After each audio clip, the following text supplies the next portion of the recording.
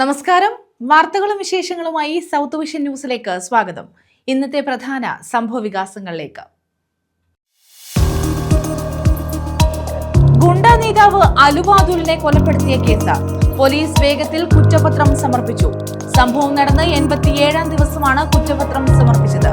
കുറ്റപത്രത്തിൽ ഉൾപ്പെട്ടത് 15 പ്രതികൾ.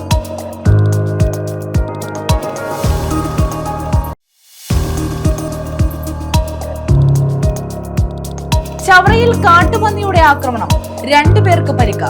താന്നിമൂട് പയ്യലക്കാവ് സ്വദേശിനികൾക്കാണ് പരിക്കേറ്റത്. വനം വകുപ്പ് ഉദ്യോഗസ്ഥർ സ്ഥലത്തെത്തി വിവരങ്ങൾ ശേഖരിച്ചു.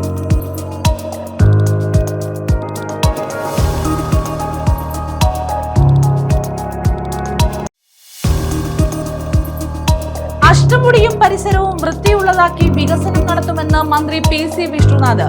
സീവേജ് ട്രീറ്റ്മെന്റ് പ്ലാന്റ് സ്ഥാപിക്കും.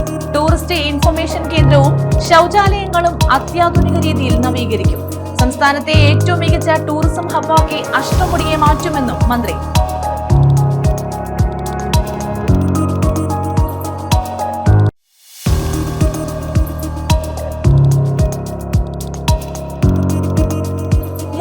സംഘം കടയ്ക്കുള്ളിൽ അതിക്രമം നടത്തി. കൊല്ലം കൂട്ടിക്കടയിലായിരുന്നു സംഭവം. ബേക്കറിയിലെ ജീവനക്കാരന് മർദ്ദനമേറ്റു.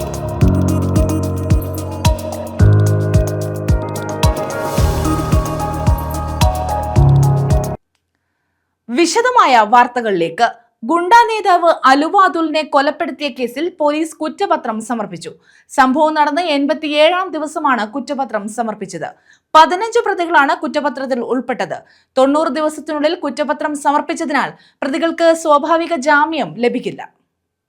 ജിം സന്തോഷ് കൊലപാതക കേസിലെ പ്രതി അലുവ ആദുലിനെ ദേശീയപാതയിൽ പുതിയകാവിന് സമീപത്ത് വെച്ച് പട്ടാപ്പകൽ വെട്ടിക്കൊലപ്പെടുത്തിയ സംഭവത്തിലാണ് പോലീസ് അതിവേഗത്തിൽ കുറ്റപത്രം സമർപ്പിച്ചത്. സംഭവം നടന്ന് 87-ാം ദിവസമാണ് കുറ്റപത്രം സമർപ്പിച്ചത്. 15 പ്രതികളാണ് കുറ്റപത്രത്തിൽ ഉൾപ്പെട്ടിട്ടുള്ളത്. ഇതിൽ 13 പ്രതികളെയും കുറ്റകൃത്യം നടന്ന് 24 മണിക്കൂറിനുള്ളിൽ അറസ്റ്റ് ചെയ്തിരുന്നു. ഗൂഢാലോചന നടന്ന സ്ഥലത്തെ CCTV ദൃശ്യങ്ങൾ നശിപ്പിച്ച 15-ാം പ്രതിയെയും കേസിൽ അറസ്റ്റ് ചെയ്തിട്ടുണ്ട്. വൈനകവും തഴവ കടത്തൂരും കേന്ദ്രീകരിച്ചുള്ള സംഘടിത കുറ്റവാളി സംഘത്തിലെ അംഗങ്ങൾ തമ്മിലുള്ള പൂർവ്വ വൈരാഗ്യമാണ് കൊലപാതകത്തിലേക്ക് നയിച്ചതെന്ന് പോലീസ് പറഞ്ഞു. 2025 മാർച്ച് 27-നാണ് ജിം സന്തോഷിനെ അലുവ അതുലും കൂട്ടുകാരും ചേർന്ന് കൊലപ്പെടുത്തിയത്.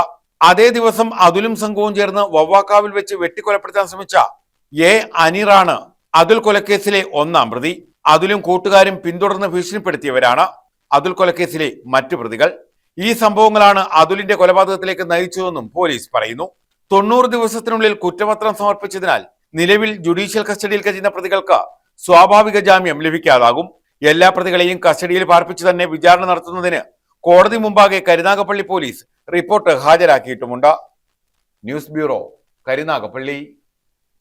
ഭൂമി ഇടിഞ്ഞു താഴ്ന്നു. കൊല്ലം തിരുമംഗലം ദേശീയപാതയിൽ എഴുകോണിനും ചീരങ്കാവിനും മധ്യയാണ് സ്വകാര്യ ഭൂമി ഇടിഞ്ഞു താഴ്ന്നത്. ഇവിടെ ഗർത്തം രൂപപ്പെട്ടു. കൊല്ലം തിരുമംഗലം ദേശീയപാതയിൽ എഴുകോണിനും ചീരങ്കാവിനും മധ്യയാണ് സ്വകാര്യ ഭൂമി ഇടിഞ്ഞു താണത്. ഇവിടെ ഒരു കിണറിന്റെ ആഴത്തിൽ അഗാധമായ ഗർത്തം രൂപം കൊണ്ടു. കോൺക്രീറ്റ് പില്ലറും കോൺക്രീറ്റ് പാളികളും സമീപത്തു നിന്ന മാവും ഗർത്തത്തിലേക്ക് വീണു. കഴിഞ്ഞ രാത്രിയിൽ ശക്തമായ മഴ പ്രദേശത്ത് പെയ്തിരുന്നു. ചീരങ്കാവിന് തൊട്ട് താഴെയായിട്ട് വരും. ഒരു സ്വകാര്യ വ്യക്തിയുടെ പുരയിടത്തിലാണത്. അത് ഒരു പില്ലറും ഒരു മരവും ഒക്കെ നിൽപ്പുണ്ട്. പക്ഷെ അതിന്റെ 2 സൈഡിലായിട്ട് 2 ബിൽഡിങ് നിൽപ്പുണ്ട്. പക്ഷെ അത് ഒരു 10-15 അടി താഴ്ചയിൽ ഈ കുഴി അഗാധമായി പോയിട്ടുണ്ട്. അത് കാണുമ്പോൾ നമുക്കൊരു പേടി സ്വപ്നമായിട്ട് മാറുന്നുണ്ട്. അത് അങ്ങനെ നിന്ന് കഴിഞ്ഞാൽ ഇനി അത് ആ ബിൽഡിങ്ങിന് ബാധകമാവും എന്നുള്ളൊരു സംശയം അങ്ങനെ ഉണ്ട്. അത് എത്രയും പെട്ടെന്ന് അത് അധികാരികളെ ഏൽപ്പിച്ച് അതിന്റെ ആ ഒരു നടപടി എത്രയും പെട്ടെന്ന് നൽകണം. അതാണ് ഒരു അഭിപ്രായം. കാര്യം ഇതൊരു പേടി സ്വപ്നമായിട്ട് മാറിയിരിക്കുകയാണ്. അത് തൊട്ടടുത്ത് തന്നെ വീടും കുഞ്ഞുങ്ങളൊക്കെ താമസിക്കുന്ന കുറച്ച് വീടുകളൊക്കെ ഉണ്ട്. അത് അവരെയൊക്കെയാണ് നമുക്ക് പേടി. കാര്യം കുഞ്ഞുങ്ങളൊക്കെ സ്കൂളിൽ പോകുന്ന വഴിയും കാര്യങ്ങളൊക്കെയാ. അത് എത്രയും പെട്ടെന്ന് അത് നടപടി സ്വീകരിക്കണം. കാര്യം അല്ലെന്നുണ്ടെങ്കിൽ നാളെ ഇത് വീണ്ടും ഒരു വലിയൊരു ഗർത്തത്തിലോട്ട് പോയി കഴിഞ്ഞാൽ നമ്മൾ ഈ കുഞ്ഞുങ്ങളെയൊക്കെ വീടുകളൊക്കെ അഗാധമായി താഴോട്ട് പോകുന്നുള്ളൊരു ഭയം നമുക്കുണ്ട് കേട്ടോ. അതുകൊണ്ടാണ് നമ്മൾ എത്രയും പെട്ടെന്ന് ഇതിനൊരു നടപടി സ്വീകരിക്കണം എന്ന് പറയുന്നത്. News bureau, Ezhukone. ലോക ഭക്ഷ്യസുരക്ഷാ ദിനാചരണം സംഘടിപ്പിച്ചു. ഭക്ഷ്യസുരക്ഷാ വകുപ്പിന്റെ നേതൃത്വത്തിൽ കൊല്ലം SN വനിതാ കോളേജിലാണ് ദിനാചരണം നടത്തിയത്. ഭക്ഷ്യസുരക്ഷാ വകുപ്പിന്റെ നേതൃത്വത്തിലാണ് ലോക ഭക്ഷ്യസുരക്ഷാ ദിനാചരണം സംഘടിപ്പിച്ചത്. ദിനാചരണ പരിപാടി കൊല്ലം SN വനിതാ കോളേജിൽ ജില്ലാ കളക്ടർ ആനി ജൂല തോമസ് ഉദ്ഘാടനം ചെയ്തു. ഭക്ഷ്യജന്യ രോഗങ്ങൾ തടയുന്നതിനുള്ള ശാസ്ത്രീയ പരിഹാരങ്ങൾ ജനങ്ങളിൽ എത്തിക്കുക എന്ന ലക്ഷ്യത്തോടെ പ്രതിസന്ധികളിൽ നിന്ന് പരിഹാരങ്ങളിലേക്ക് സുരക്ഷിത ഭക്ഷണം എവിടെയും എന്ന ലോകാരോഗ്യ സംഘടനയുടെ സന്ദേശത്തെ മുൻനിർത്തിയാണ് പരിപാടികൾ സംഘടിപ്പിച്ചത്. കൃഷിക്കാരുടെയോ മാനുഫാക്ചറേഴ്സിന്റെയോ അല്ലെങ്കിൽ സർക്കാരിന്റെയോ മാത്രം ഉത്തരവാദിത്തമല്ല. അതൊരു സോഷ്യൽ ഒരു കളക്റ്റീവ് റെസ്പോൺസിബിലിറ്റിയാണ്. അതുകൊണ്ട് തന്നെ ആ ഒരു മെസ്സേജ് ജനങ്ങളിലേക്ക് എത്തിക്കുക എന്ന ഉത്തരവാദിത്തമാണ് ഭക്ഷ്യസുരക്ഷാ വകുപ്പിനുള്ളത്. 2025 കാലഘട്ടത്തിൽ ഒരു ചെറിയ കാലയളവ് സംസ്ഥാനത്തിൻ്റെ ഭക്ഷ്യസുരക്ഷാ വകുപ്പ് കമ്മീഷണറായിട്ട് എനിക്ക് സേവനമനുഷ്ഠിക്കുവാനായിട്ടുള്ളൊരു അവസരം ലഭിച്ചു. ആ കാലയളവിലൊക്കെ ഒരു ഹെൽത്തി പ്ലേറ്റ് അതിൻ്റെ ആവശ്യകത എത്രയാണെന്ന് ആഴത്തിൽ മനസ്സിലാക്കുവാനുള്ളൊരു അവസരവും ലഭിച്ചു. ഇന്ന് നമ്മുടെ സമൂഹത്തിൽ കാണപ്പെടുന്ന പ്രത്യേകിച്ച് ചെറുപ്പക്കാരുടെ ഇടയിൽ കാണപ്പെടുന്ന രോഗങ്ങൾ 1-2 വർഷം കൊണ്ടോ ദിവസങ്ങൾ കൊണ്ടോ മാസങ്ങൾ കൊണ്ടോ ഉണ്ടാകുന്നതല്ല.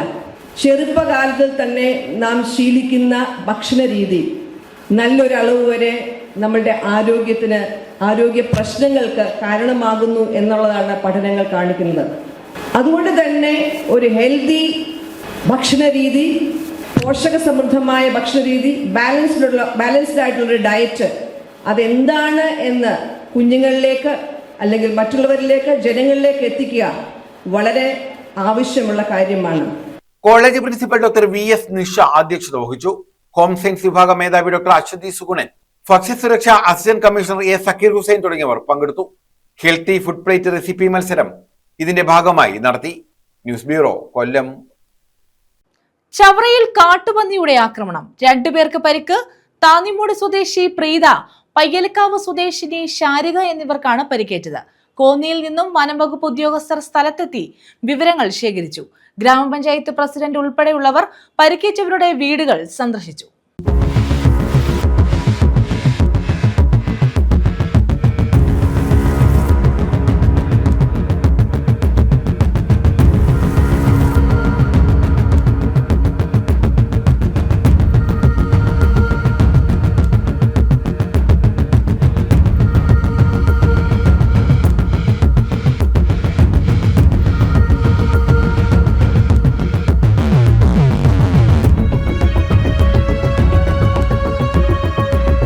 ചവറയിലാണ് കാട്ടുപന്നിയുടെ ആക്രമണത്തിൽ 2 പേർക്ക് പരിക്കേറ്റത്.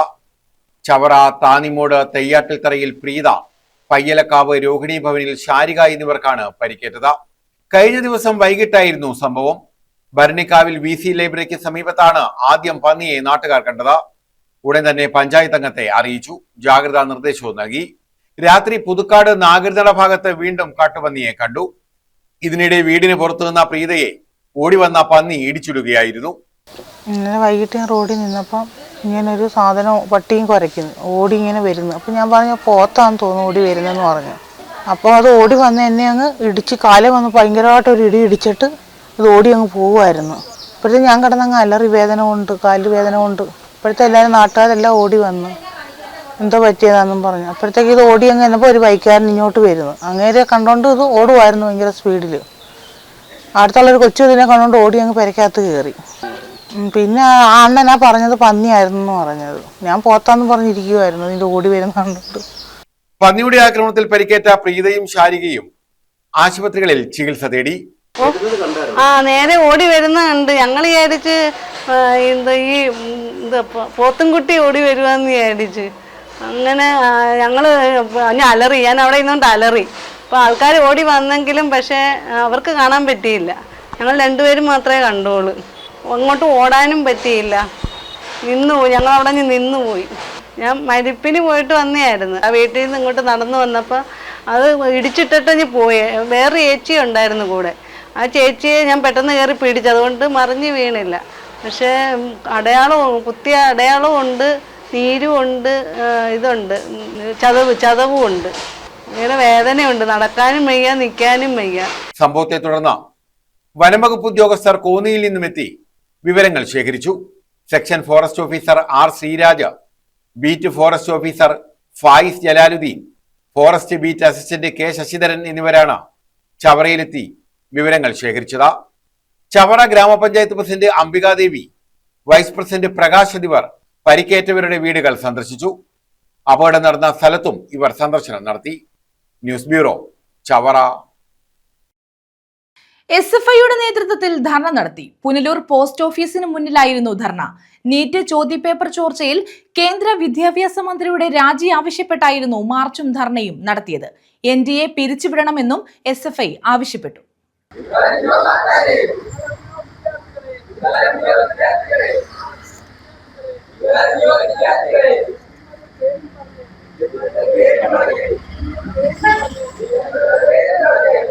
നീറ്റ് ചോദ്യപേപ്പർ ചോർച്ചയിൽ കേന്ദ്ര വിദ്യാഭ്യാസ മന്ത്രി ധർമ്മേന്ദ്ര പ്രധാൻ രാജിവെക്കുക, NDA പിരിച്ചുവിടുക എന്നീ മുദ്രാവാക്യങ്ങൾ ഉയർത്തിയാണ് SFI പുനലൂർ ഏരിയ കമ്മിറ്റിയുടെ നേതൃത്വത്തിൽ പുനലൂർ പോസ്റ്റ് ഓഫീസിന് മുന്നിലേക്ക് മാർച്ചും ധർണയും നടത്തിയത്.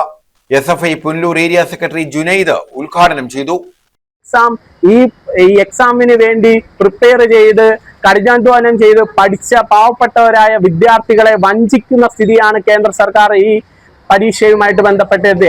ആ എക്സാം എഴുതിയ വിദ്യാർത്ഥികളെ അവരെ വഞ്ചിക്കുന്ന രീതിയിലേക്ക് ആ എക്സാം അവർ റദ്ദു ചെയ്യുന്ന സ്ഥിതി വരെ ഉണ്ടായി.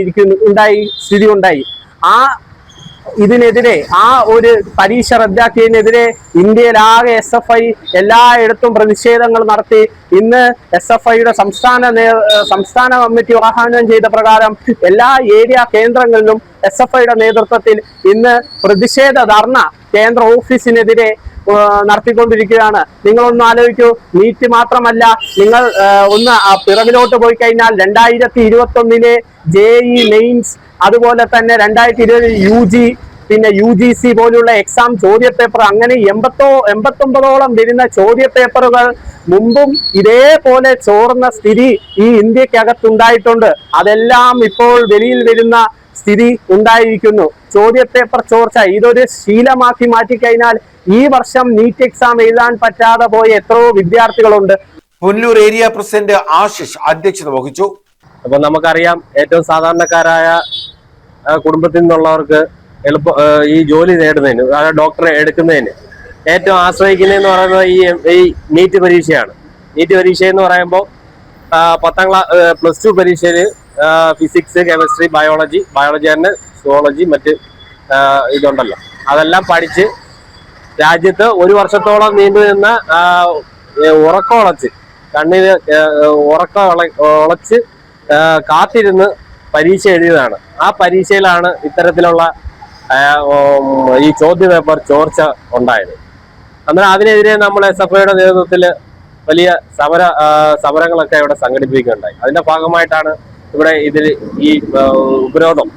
CPM Punalur west local committee അംഗം ജിതിൻ, ഏരിയ കമ്മിറ്റി അംഗങ്ങളായ വിശ്വജിത്ത്, കാർത്തിക്, ഈസ്റ്റ് ലോക്കൽ കമ്മിറ്റി ഭാരവാഹികളായ അഭിഷേക, അഭിനവ്, ലോക്കൽ കമ്മിറ്റി അംഗം ആരോമൽ തുടങ്ങിയവർ നേതൃത്വം നൽകി.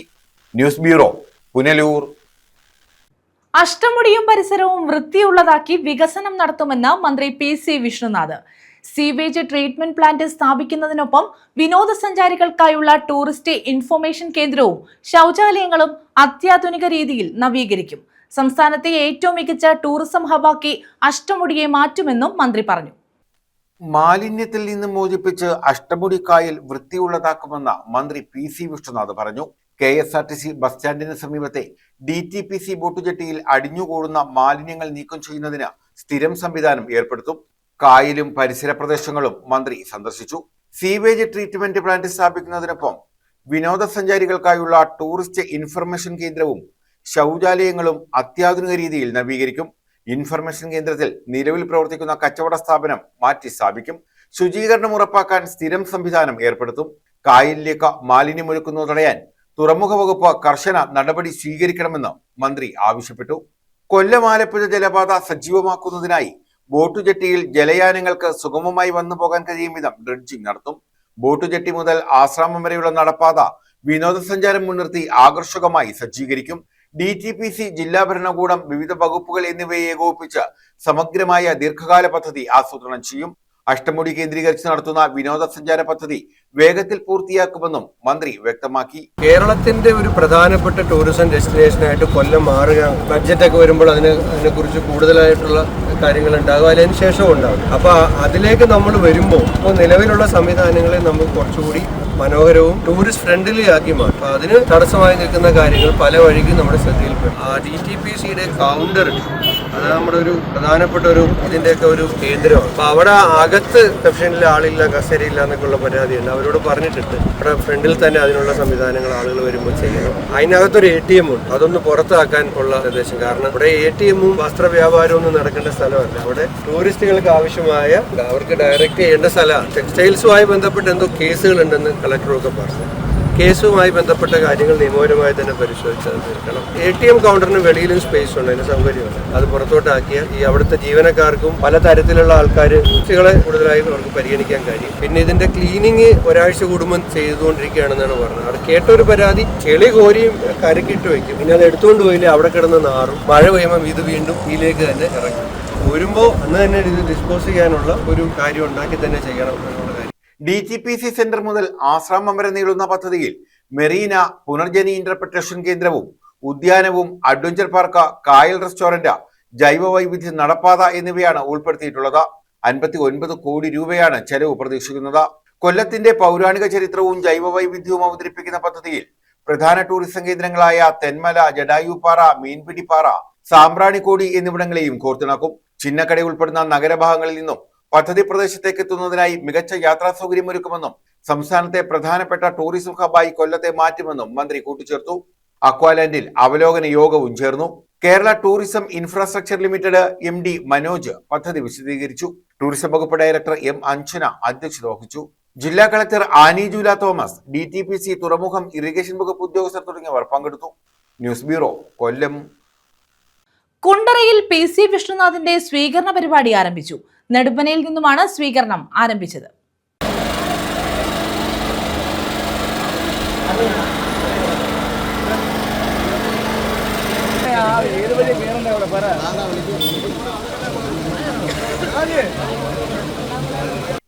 UDFന്റെ നേതൃത്വത്തിൽ മന്ത്രി PC വിഷ്ണുനാഥിന് നൽകുന്ന സ്വീകരണ പരിപാടിയാണ് നെടുമ്പനയിൽ നിന്നും ആരംഭിച്ചത്.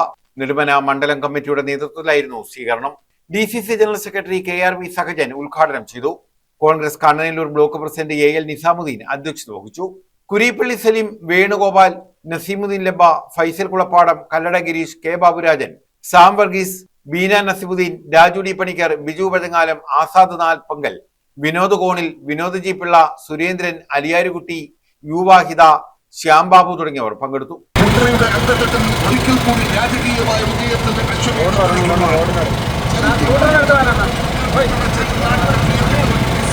News bureau, Kundara.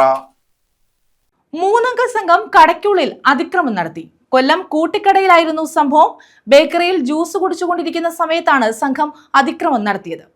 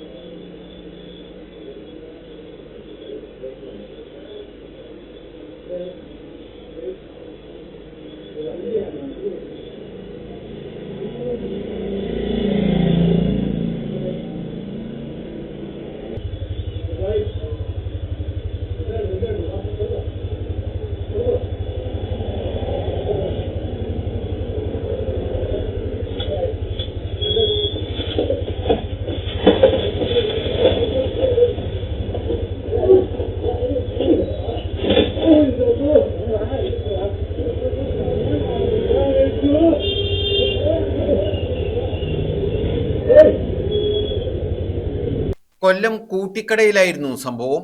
ഇവിടുത്തെ ബേക്കറി ആൻഡ് ഫ്രൂട്ട് സ്റ്റാളിലായിരുന്നു സംഭവം. ജീവനക്കാരൻ ഭക്ഷണം കഴിച്ചുകൊണ്ടിരുന്ന സമയത്ത് 3 പേർ കടയ്ക്കുള്ളിലേക്ക് എത്തി. ഇവർ ജ്യൂസ് എടുത്ത് കുടിച്ചു.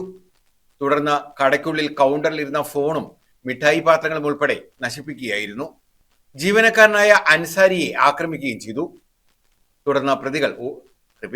തുടർന്ന് യുവാക്കൾ ഓടി രക്ഷപ്പെട്ടു. ന്യൂസ് ബ്യൂറോ, കൊല്ലം. പരിസ്ഥിതി ദിനത്തിൽ വിതരണത്തിനെത്തിച്ച ഫലവൃക്ഷ തൈകൾ ഉപേക്ഷിച്ച നിലയിൽ. ചവറ ബ്ലോക്ക് പഞ്ചായത്ത് എത്തിച്ച ഫലവൃക്ഷ തൈകളാണ് ഉപേക്ഷിച്ച നിലയിൽ ബ്ലോക്ക് പഞ്ചായത്തിലെ ഗാന്ധി പ്രതിമയ്ക്ക് സമീപം കിടക്കുന്നത്. 5000 തൈകളാണ് വിതരണത്തിനായി എത്തിച്ചത്. ലോക പരിസ്ഥിതി ദിനത്തിൽ സൗജന്യമായി വിതരണം ചെയ്യാൻ ചവറ ബ്ലോക്ക് പഞ്ചായത്ത് എത്തിച്ച ഫലവൃക്ഷ തൈകളാണ് ഉപേക്ഷിച്ച നിലയിലുള്ളത്. ബ്ലോക്ക് പഞ്ചായത്ത് ഓഫീസിന് മുന്നിൽ ഗാന്ധി പ്രതിമയ്ക്ക് സമീപമാണ് 5000-ഓളം തൈകൾ മഴയും വെയിലുമേറ്റ് നശിക്കുന്നത്. സാമൂഹ്യ വനവൽക്കരണത്തിന്റെ ഭാഗമായാണ് ഇവിടെ വൃക്ഷത്തൈകൾ എത്തിച്ചത്. പേര, നെല്ല്, ചീലാന്തി തുടങ്ങിയ വിവിധ ഇനങ്ങളിലുള്ള തൈകളാണിത്.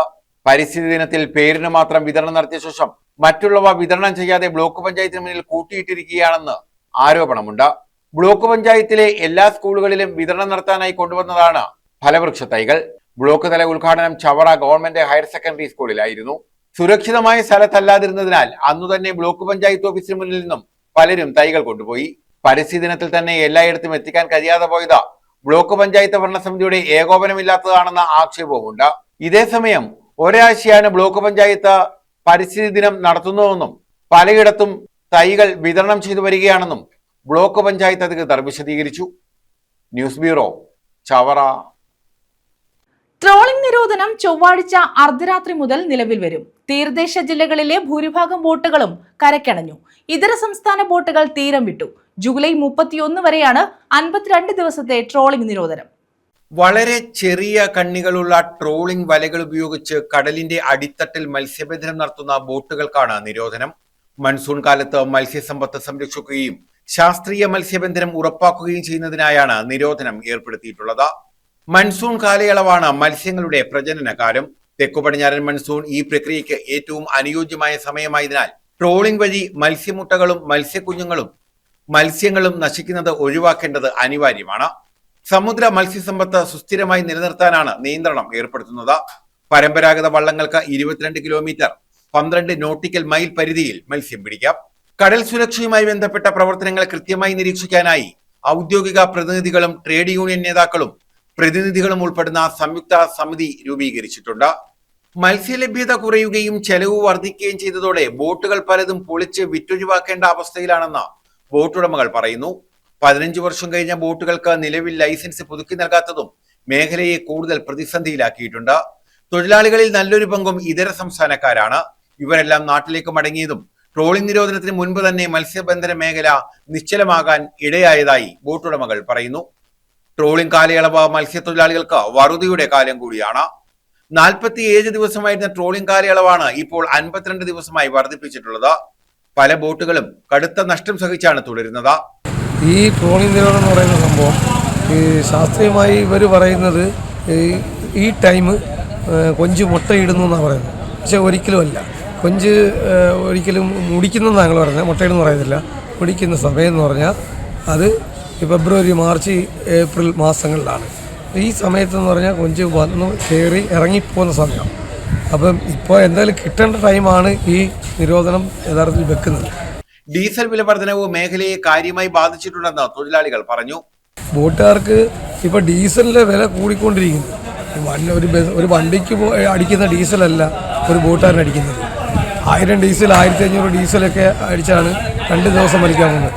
5 ദിവസം വലിക്കുന്ന ബോട്ടുണ്ട്. അപ്പോൾ ഒരു 5 ദിവസം വലിച്ചു വരുന്ന ബോട്ടെന്ന് വെച്ചാൽ 3500 3000 ഡീസലാണ്. ചെറുബോട്ടുകൾക്ക് 3 ദിവസത്തോളം കടലിൽ കഴിയാൻ 600 ലിറ്റർ വരെ ഡീസൽ വേണ്ടിവരും. ഒരാഴ്ച കടലിൽ കിടന്ന് മത്സ്യബന്ധനം നടത്തുന്ന ബോട്ടുകൾക്ക് 2000 ലിറ്റർ ഡീസലാണ് വേണ്ടത്. 8 തൊഴിലാളികൾ ചെറുബോട്ടിലും 12 മുതൽ 14 വരെ ജീവനക്കാർ വലിയ ബോട്ടുകളിലും ഉണ്ടാവും. ഇവർ കടലിൽ കഴിയുന്ന ഒരു ദിവസത്തിന് ഒരാൾക്ക് 500 രൂപയാണ് ബത്തയായി നൽകുന്നത്. ഈ 52 ദിവസവും നമ്മൾ ജോലി ചെയ്ത് കയറുന്നതല്ലാതെ പിന്നെ നമുക്ക് പ്രത്യേകിച്ചൊന്നും കിട്ടാനൊന്നുമില്ല.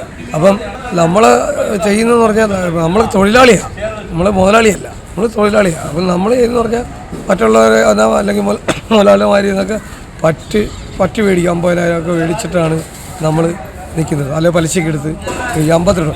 അത് കഴിഞ്ഞ് നമ്മൾ ജോലിക്ക് ഇറങ്ങുമ്പം ഈ പൈസ അങ്ങോട്ട് കൊടുക്കും. അപ്പോൾ അത് തീർന്നു. ഈ സമണി എന്ന് പറഞ്ഞാൽ സർക്കാരിൽ നിന്ന് നമുക്ക് പ്രത്യേകിച്ച് ഒന്നും കിട്ടാനില്ല. നമുക്ക് കിട്ടുമെന്ന് പറഞ്ഞാൽ നമ്മൾ അടയ്ക്കുന്ന പൈസക്കകത്ത് നിന്ന് കിട്ടിക്കൊണ്ടിരുന്നുണ്ട് ഇതുവരെ. ന്യൂസ് ബ്യൂറോ, കൊല്ലം. പ്രധാന വാർത്തകൾ വീണ്ടും. ഗുണ്ടാ നേതാവ് അലുവ അതുലിനെ കൊലപ്പെടുത്തിയ കേസ് പോലീസ് വേഗത്തിൽ കുറ്റപത്രം സമർപ്പിച്ചു. സംഭവം നടന്ന് 87-ാം ദിവസമാണ് കുറ്റപത്രം സമർപ്പിച്ചത്. കുറ്റപത്രത്തിൽ ഉൾപ്പെട്ടത് 15 പ്രതികൾ.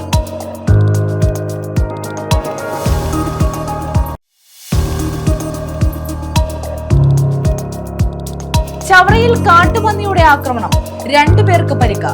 താന്നിമൂട് പയ്യലക്കാവ് സ്വദേശിനികൾക്കാണ് പരിക്കേറ്റത്. വനം വകുപ്പ് ഉദ്യോഗസ്ഥർ സ്ഥലത്തെത്തി വിവരങ്ങൾ ശേഖരിച്ചു.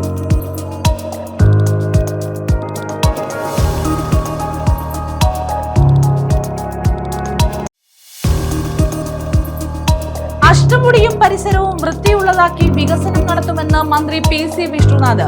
സീവേജ് ട്രീറ്റ്മെന്റ് പ്ലാന്റ് സ്ഥാപിക്കും. ടൂറിസ്റ്റ് ഇൻഫർമേഷൻ കേന്ദ്രവും ശൗചാലയങ്ങളും അത്യാധുനിക രീതിയിൽ നവീകരിക്കും. സംസ്ഥാനത്തെ ഏറ്റവും മികച്ച ടൂറിസം ഹബ്ബാക്കി അഷ്ടമുടിയെ മാറ്റുമെന്നും മന്ത്രി.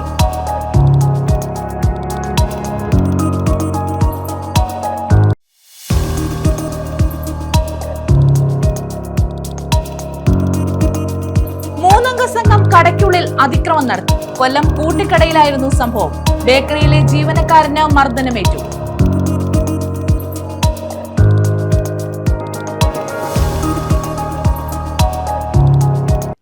ഈ വാർത്താ ബുള്ളറ്റിൻ പൂർണ്ണമാകുന്നു. നമസ്കാരം.